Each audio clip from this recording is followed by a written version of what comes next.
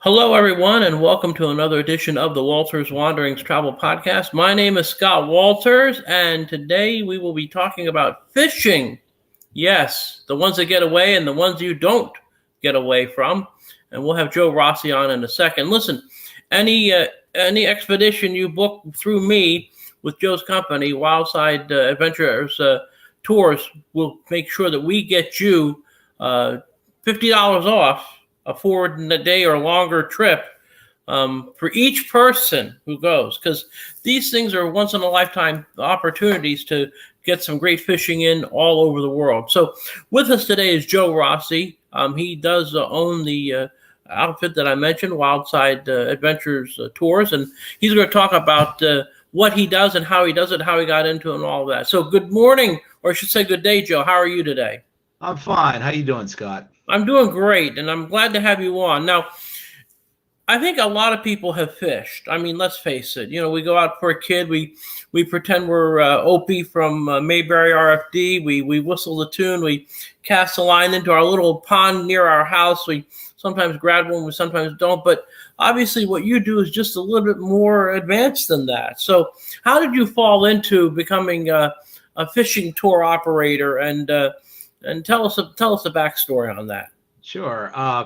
I've been hunting and fishing since I was 10, 11 years old and always loved to do both. As I grew and experimented with different places, I started to travel a little bit. In my late teens, early 20s, I got a job that allowed me to travel all over the country.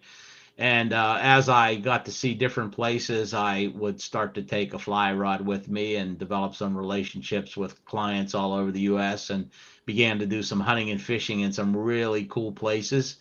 And then in fast forwarding to 2006, I got this wild hair to produce a TV show, an outdoor show, because I used to watch them all the time on the Outdoor Channel and Sportsman Channel, and Kurt Gowdy back in the day. And yeah, I'm dating myself when I mention Kurt. No, Gowdy. I remember the American Sportsman. That was that was some good stuff, Yeah, so I always wanted to do some of that kind of stuff. So I decided I was going to produce a TV show in 2006, and I went out and bought all kind of editing equipment and cameras and knew nothing about the industry or the business, and ended up doing it for 12 years and had an amazing run. I broadcasted 1 year nationally, but mostly it was a tri-state area thing. I live in Western Pennsylvania, Pittsburgh. So it was Western PA, Ohio, West Virginia, Maryland. And so what I did was I booked trips all over basically all over the Western Hemisphere. I was in Alaska and British Columbia, all over Canada. And then I started heading south into Central America and then into South America, and developed a lot of relationships through the TV show, had a great run, got to see some exotic, really cool places. And then when the show just got too expensive to produce, I didn't want to waste all those contacts I had. So I said, I called all these people and basically turned it into a travel agency. So a lot of these places I filmed and did TV shows at, I now book clients for them. And I said, well, when I start this, I'm going to keep it relatively small, maybe 10 or 15 outfitters. Well, I have 45 outfitters I work with now all over the world. And just basically in my fourth year, growing a little bit each year. Next year, I plan on retiring from my regular job that pays the bills now. So when I retire, I'm going to do this full time. Well, it sounds like a fascinating trip. Now, I guess a question would be, are some of those old shows available like on YouTube or similar streaming things? I have about 75 of my episodes on YouTube, and the YouTube channel is called Wildside Adventures Travel Service. It's the name of my company, and that's my YouTube channel. So if you go on there, you could see anything from tarpon fishing in Belize to moose hunting in British Columbia, trout fishing, just about something for everybody. That's really cool. I mean, that must be some adventure. I guess we can talk about some of the adventures and misadventures you had along the way, but let's differentiate between the fishing side and the hunting side. Obviously, you do both. what are some of the prime areas that you send clients to, first on the fishing side and then on the hunting side? Well, fishing right now, I am seeing a lot of activity. I have fallen in love with Argentina and Patagonia, for instance, and I've been down there about 14 times in the last probably 7 years, and it's become a place that I enjoy going. There's so much to do there in the fishing side. There are multiple species, but most people that go to Patagonia go for trout fishing, and it's one of the premier places in the world to go trout fishing. So I book a lot of trips there right now. Now, when it comes to the trout fishing, how big are these trout that people are catching? And is it a catch and release thing, or do you catch and eat thing? Yeah, no, they Patagonia basically is for sport fishermen, people who love the trout fish come from all over the world to fish there, and it's 99.99% catch and release because obviously that's their industry, that's where they make their money. They want tourists to come in, so obviously they don't want to kill the fish. And there are so many different species of fish, and they range anywhere from, small ones will be 12, 14 inches, and then some of the trout, a lot of the trout we catch are in the mid 20s, which are giant. So that's one of the reasons that people go to Patagonia, is because you can hook into some really big fish. And of course, the regular cuisine that you get on land is really quite stunning and marvelous, and it's a great cultural experience as well. Yeah, I didn't mention when I did my TV show, it was called Joe's Wildside Adventures, and part of my show, every episode had a 5-minute gourmet cooking segment where I caught certain fish and prepared a gourmet meal with the fish, and hunting, whether it be deer or moose or antelope or caribou or goat, whatever I was hunting, I would cook on the show, and it was really popular because I attracted a lot of the hunters' wives and kids, and a bigger audience got to watch the show. Yeah. So when I started booking trips in Argentina, I'm a food guy. I love good food. I love to cook. And Argentina, the grass-fed beef that everybody knows about is just, it's everything they say it is. It's fantastic. Well, that's my, because I've always said, every time I talk with people about travel, one thing that really grabs people is authentic culinary things. Because for whatever reason, when you're eating food and you're smelling it and you're seeing it and you're tasting it, it's a multi-sensory experience, and it can be a very authentic part of your travel experience. There's no question about that. Yeah. Now, about hunting, where are the hot spots for hunting these days? I probably have 75% of my destinations are fishing and about 25 hunting. So I'm not into it super deep, but I do have a lot of clients that go to Arizona for the big game elk and mule deer, antelope. I have outfitter in British Columbia where we do moose hunting and mountain goat hunting, and then I have outfitter in Alaska for the big brown bear, moose, caribou, and Dall sheep. So those are the big game, and then also one of my biggest lodges. I've been there twice, and I'm going again next May. Is in South Africa. I do South African safari hunts, and those are fabulous. I've actually been there twice already with my daughter, who's a hunter, and we've just had amazing times. I've taken clients. It's first class. It's a wonderful experience. Now, of course, you don't have to be a hunter or a fisher to enjoy the trips. You can be one of the other people that can do other things. When you set up people, say, on the fishing trip to, say, Costa Rica, as an example, there's a lot of other things you can do in Costa Rica besides fish. Do you help set up with those other activities as well? Exactly. In fact, when you mentioned Costa Rica, I just came back 2 weeks ago with a group of 22 people, 11 couples. We went to Panama on a deep sea fishing expedition at a beautiful resort. And about, I would say, 12 or 13 of the clients that went never even got on a boat to go fishing. There were beaches there, infinity pool, spa. They got their massages, horseback riding, kayaking. It was snorkeling, scuba diving, all in the same place. So I do offer those kind of combination vacations as well.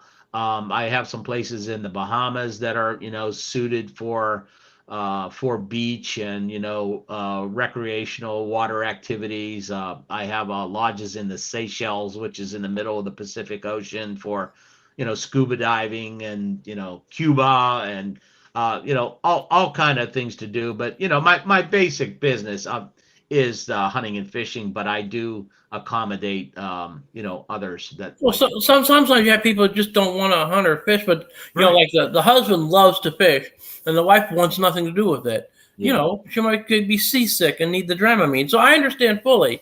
So Mhm. it's great. Now, what about families? What kind of trips would you recommend for families? A multi-generational type thing. Yeah, like this Panama trip, I can't say enough about it. It has something for everybody. That would be a great place for family and kids. It's a private island.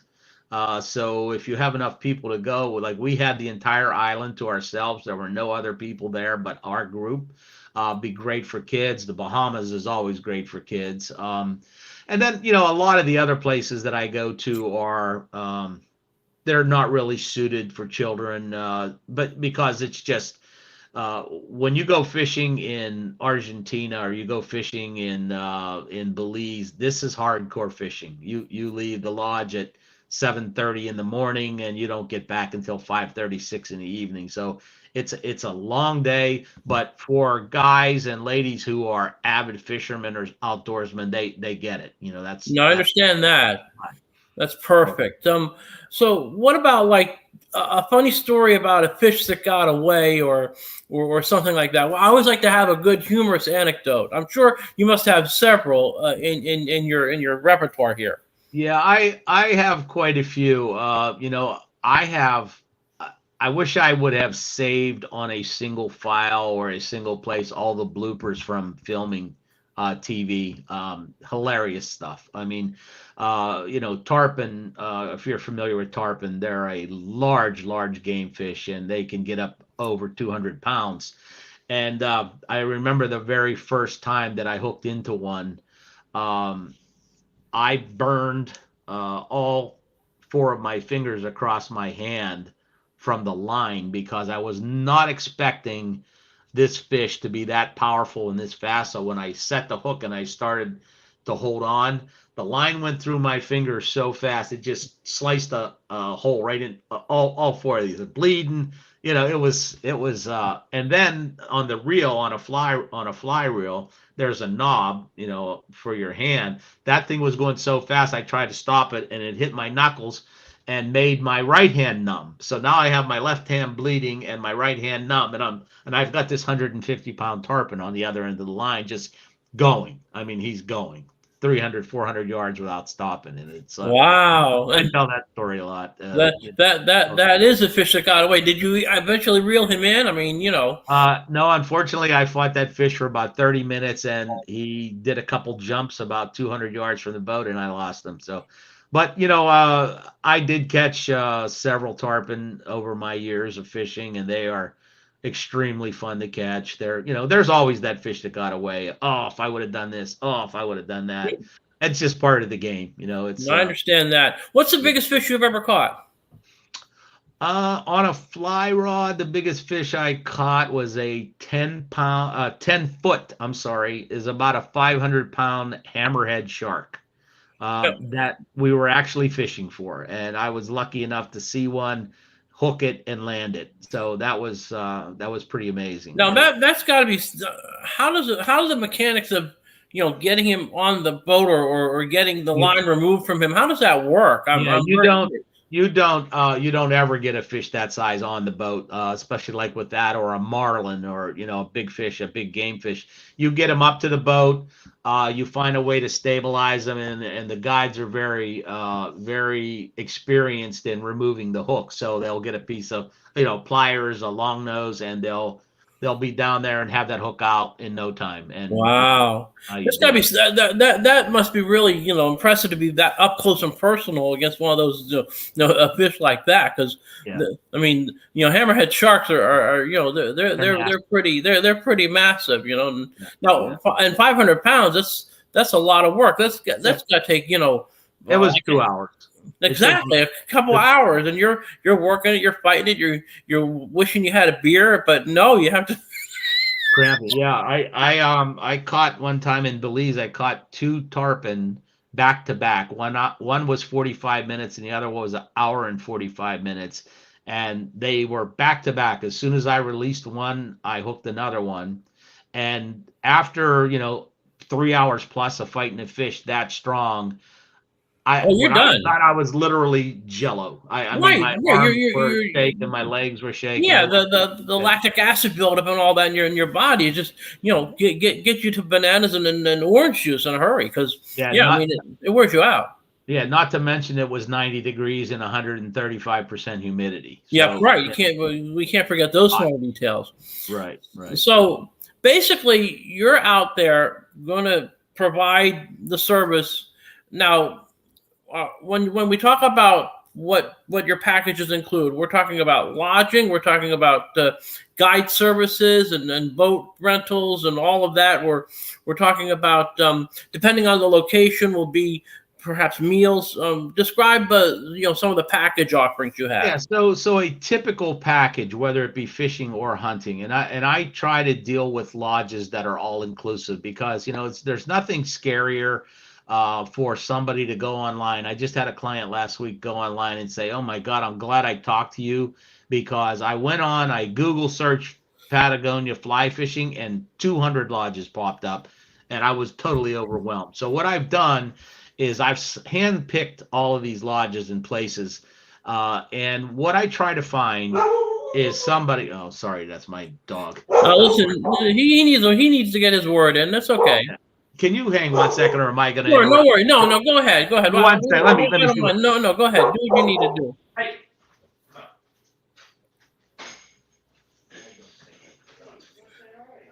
The perils of live podcasting, ladies and gentlemen. Joe has to go ahead and take his dog out for what his dog has to do. This is fascinating. All right, so a guy goes online, which is kind of a foolish move in these days because you never get complete information anyways on so many things. And he sees 200 lodges in Patagonia, which amazes me because that area isn't exactly so big, but obviously it's full of all these different competing places. Well, actually, Patagonia is enormous. It's 1,200 miles from north to south. And it's about 150 miles wide, so it's a huge province. But the point I'm making is the amount of spaces that I guess the fishing places are they should be more concentrated, even though it is a large area, right? They are all over the province. There are fishing lodges in northern Patagonia, central Patagonia, southern Patagonia, and there are different species of fish too. So the southern part, what you may have heard of Tierra del Fuego, which is at the very tip of southern Argentina. That's where the big sea run brown trout come in. And then you have the giant, if you've ever heard of Jurassic Lake, where they catch 20-pound trout, big, giant. And then you work your way up. And then in the northern part of Argentina, you have the golden dorado, which is in Corrientes, so it's another province. But anyway, these packages, what I try to do is I try to get these packages so that if you were to book one and go on one of my trips, I would suggest what city to fly to. For instance, let's use Buenos Aires from the U.S. So if you're flying from Pittsburgh to Buenos Aires, okay, you have to be in Buenos Aires before 10 a.m. on such and such date. Once you arrive there, all of the clients meet at the airport. And then everything from that point forward is handled by me in the lodge. So there's a shuttle bus to pick you up, to take you to another airport. You take another flight from that airport into Patagonia or wherever destination you go. When you arrive to that airport, somebody from the lodge will be there to pick you up, take you straight to the lodge. We provide all of your food, all of your drinks, including your alcohol, wine, beer, spirits, your lunches, your breakfast, the guides, the actual lodging, laundry services, everything. So you don't really have to worry about, gee, what's this add-on? What's that on? Everything that we do, we include as part of that package. So you know that up front. So now, what about like fishing equipment? Do you bring your own, or is that also provided? Yeah, they have options to rent fishing equipment, but as I said earlier, these guys are hardcore. Most people bring their own equipment. I personally do, and everybody that I fish with takes their own. Yeah, I don't have any fishing equipment. This is why I asked. So, Yeah. I just grab a twig and put a piece of string on it and throw it into my little local lake and hope I grab something. But no, it sounds fascinating. And it sounds great, especially the all-inclusive part of it. I think, and again, we can't talk about pricing because every trip is different and every location is different. So that's not fair to you or to anyone out there listening, because, every experience is going to be different. But as far as, getting you to the initial airport goes, that's easy enough. If you want to do a day or two in Buenos Aires before the tour actually starts, I can certainly work on that. You certainly may know some great hotels in a place like that, or similarly, if you want to go to British Columbia, we'll hook you up, send you to Vancouver, and then you can go from there. Anchorage, Fairbanks for Alaska, whatever the destination ultimately turns out to be. Yeah, and if you don't mind, my website is wildsidejoe.com. You could go on there and do destinations, whether it would be hunting, fishing, or luxury. I have a few lodges on there that are not sports related at all. There's a beautiful ranch called the Triple Creek Ranch in Montana, and Montana is one of the hottest places in the world to go now. After Yellowstone, it's great. Montana is great. I've sent clients there to the mountains that are out there. I've sent people, on the Yellowstone kind of circuit. Montana, and then the West is truly, it's underrated. And for people now with all the COVID protocols, it's actually one of the best places to go because you can be in your own little bubble. Yeah, it's fantastic. And you had mentioned prices. It's not fair, but I have something I like to tell everybody for everybody's budget. I mean, there are a lot of these trips are very, very affordable, and some of them are very expensive. I mean, they range anywhere from $3,600 for a week to $12,000 for a week per person. So they can be pricey, but it's amazing the amount of people that go on these trips. Well, it's also about value, because I've always said, price is what you pay, but value is what you receive. And obviously, when you're talking about all-inclusive trips, it includes basically everything from the time you step off your airplane to the time you get back to the airport. It actually works out great for the end user consumer, because again, they don't have to worry about opening their wallet. They don't have to worry about other stuff. Everything is going to be taken care of. The other details. I mean, listen, if you're including laundry, I'm in. So it's just simple as that.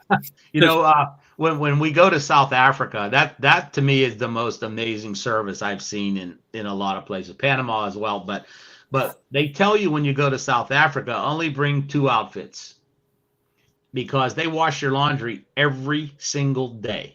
So when you wear an outfit, you come back, you change clothes, you put a cozy something on for dinner and everything.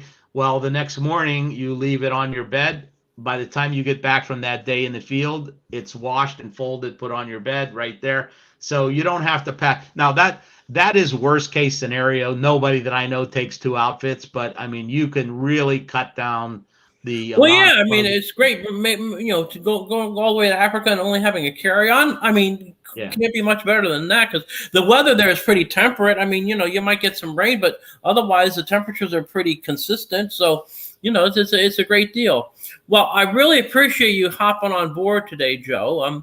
And talking about your wonderful outfit there.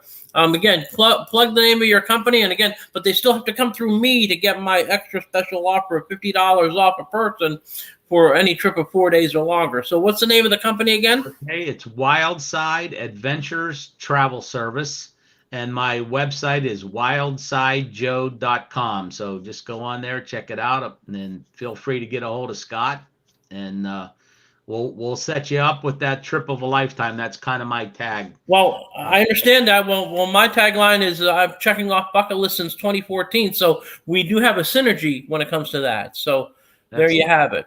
So I appreciate it. Again, Joe Rossi here with me on the Walter's Wandering Travel podcast. Be ready to tune in for another edition soon. Take care, everyone, and have a great day. Thank you, Scott. I appreciate your time. You're welcome.